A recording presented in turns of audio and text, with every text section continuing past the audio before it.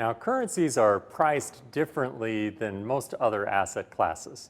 So you may be used to things being priced out to 2 decimal places. So for example, in dollars and cents. But in the currency market, it doesn't just take it out another decimal place, nor another one after that. So these are 10,000th of a place. It actually goes out 5 places. So we're out to 100,000th of a place. Now these have a name. So for example, the 4th one here, the 4th decimal place, this is a pip. And what it basically means is that that used to be the minimum amount that a currency exchange rate, in this case the euro to the dollar, the minimum amount that it could actually change in value was 1 pip or 100th of a penny. Now these days that has been taken out to a 5th decimal place, which is sometimes called a pipette, but I rarely hear investors call it that. It's usually referred to as just a 10th of a pip. So the pricing like this, what that means is that the forex market in percentage terms actually winds up moving very little. So going out all the way to the 5th decimal place, however, traders are able to capture very small percentage moves and turn those into profits or, of course, risk. So we're going to be working in that in a lot more detail here as we go through this section. Now, although the euro to the dollar is priced in 5 decimal places, there are a few exceptions, and we're going to go over those here in a minute. But first, let's talk about how a pip actually represents value. So in this case, I have the euro priced out to 5 decimal places, but I've got it just at $1.25 even.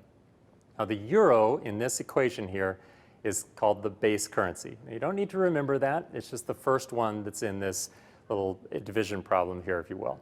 The second currency is the quote. In this case, that's the dollar. Now, if you think about it, that should make sense because the exchange rate is being quoted in dollar terms. So when we talk about the euro, what we're talking about is how many dollars does it take to buy a euro. So the base versus the quote. Now, this is going to make a bit more sense here later because we're going to cover this in great detail. But essentially what's happening is that when a trader is trading a full currency lot, they're trading 100,000 units of the base currency. So in this case, that means that we're trading 100,000 euros if an investor were making a trade either buying or selling a full lot of this particular currency pair.